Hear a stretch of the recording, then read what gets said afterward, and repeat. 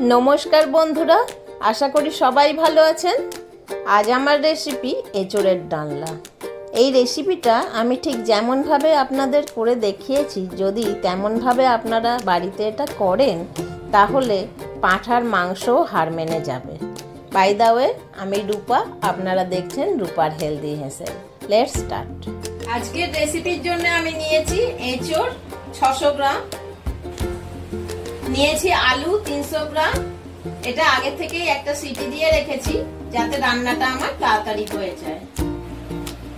আছে 3টে পেঁয়াজ বাটা, 3টে টমেটোর পেস্ট, 2 চামচ আদা আর রসুন বাটা, 6টা ছোট এলাচ, 8টা লবঙ্গ আর দারচিনি পেস্ট করা আছে এর মধ্যে।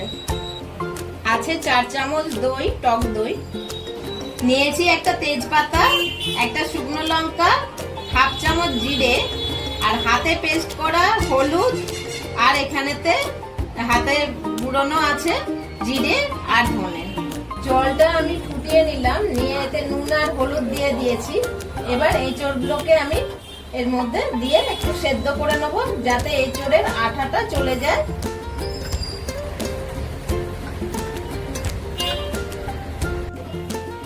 এঁচোড়গুলো আমি 1/4 সেদ্ধ করে নিলাম, নিয়ে এবার এটাকে একটা ঝাঁঝরির মধ্যে ঢেলে নেব। কড়াটা গরম হয়ে গেছে, এবার আমি তেল দিয়ে নেব।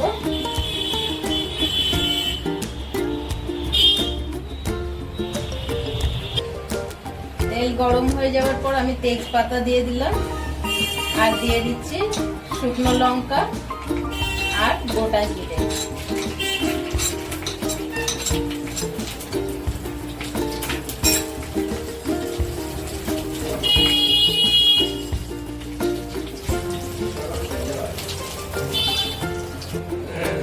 জিরেগুলো ভেজে নেবার পর আমি দিয়ে দিচ্ছি আদা আর রসুন বাটা।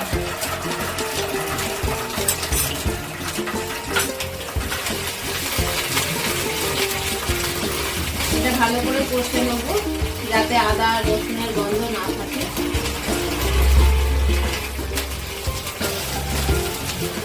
আদা রসুনের কাঁচা গন্ধ থাকলে রান্নাটা ভালো লাগবে না, তাই এটাকে ভালো করে ভেজে নিতে হবে।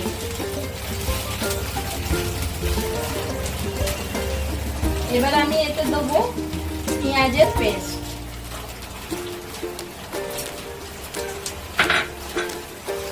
পেঁয়াজটাও ভালো করে কষিয়ে নেব।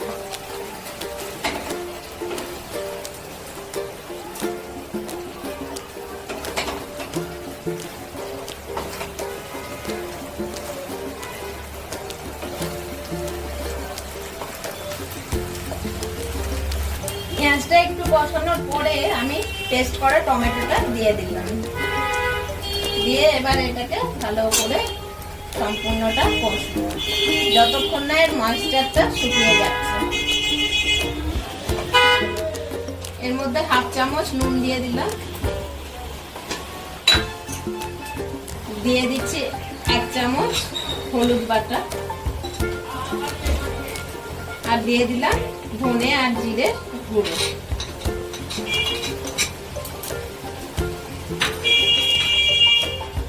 আমার সমস্ত মশলাই বাড়িতে তৈরি করা, আমি কেনা জিনিস খাই না।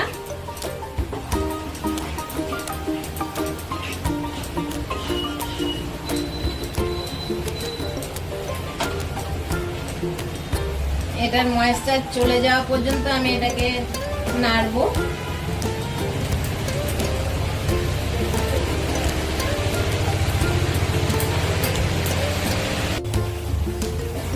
ময়েশ্চারটা অনেকটা শুকিয়ে গেছে, মশলাটা প্রায় হয়ে এসেছে। এই সময় আমি রুম টেম্পারেচারের দইটা আমি দিয়ে দেবো। রুম টেম্পারেচারের দই দিলে হবে কি, দইটা ফেটে যাবে না।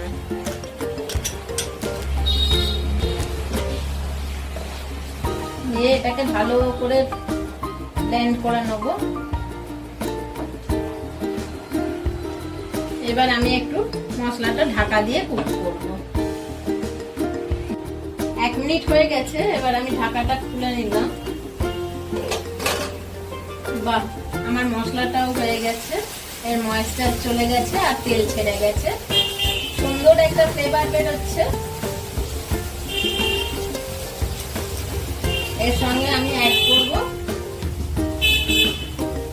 অল্প পরিমাণ জল।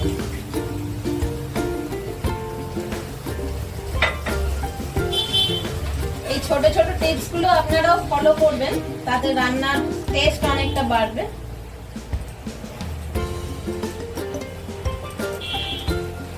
মশলাটা ফুটে গেছে, এবারেতে আমি এর মধ্যে অ্যাড করছি আলুগুলো সেদ্ধ করে রাখা।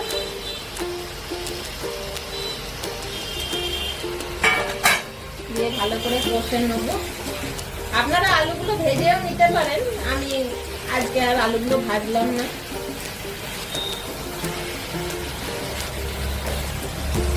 না ভেজেও সুন্দর হয়, সবসময় ভেজে নিতে হবে এমন কোনো ব্যাপার নেই। এবার আমি এঁচড়গুলো আলু আর মশলার সঙ্গে অ্যাড করে দিচ্ছি, দিয়ে ভালো করে কষতে হবে।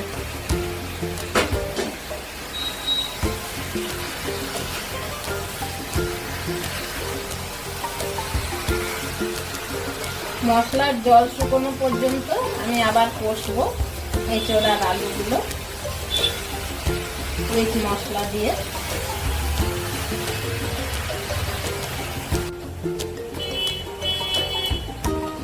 মশলাটা দিয়ে এঁচড় আলুটা ভালো করে কষে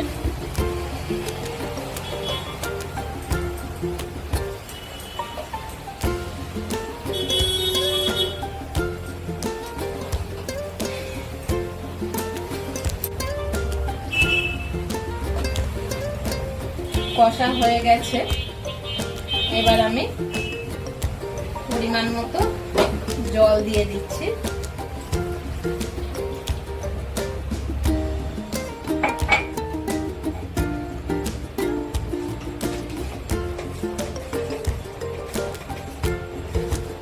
দিয়ে দিচ্ছি আরো 1 চামচ নুন।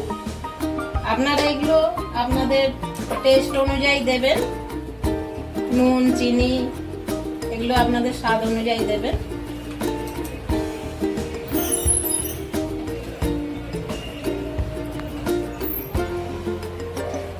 এবার আমি 15 মিনিটের জন্য কড়াটা চাপা দিয়ে দেবো, যতক্ষণ না আলু আর এঁচড় সেদ্ধ হচ্ছে।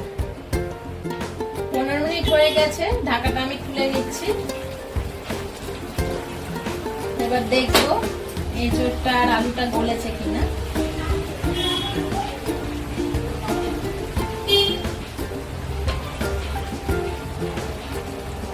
সুন্দরভাবে গলে গেছে এঁচড় আর আলু।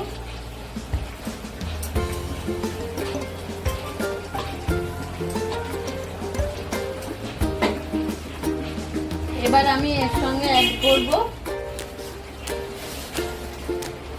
1 চামচ চিনি, ছোট চামচের 1 চামচ চিনি।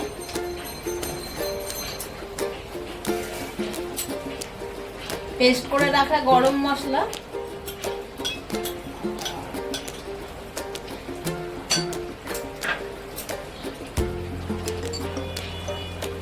আর অ্যাড করব 1/2 চামচ ঘি।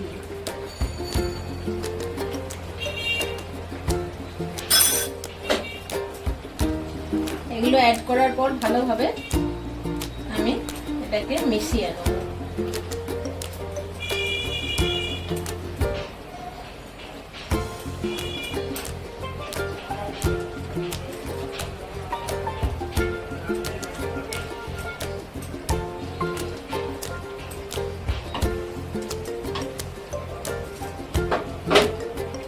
স্টোভটা লো ফ্লেম করে আমি 1/2 মিনিটের জন্য ঢাকা দিয়ে রাখলাম।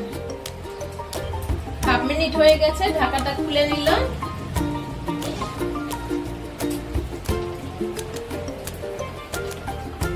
দারুণ ফ্লেভার বেরোচ্ছে। তৈরি হয়ে গেছে আমার হেলদি এন্ড টেস্টি এঁচড়ের ডালনা। রেসিপিটা কেমন লাগলো অবশ্যই কমেন্টের মাধ্যমে আমাকে জানাবেন, আর আমার চ্যানেলটা লাইক শেয়ার ও সাবস্ক্রাইব করতে একদম ভুলবেন না। Thank you.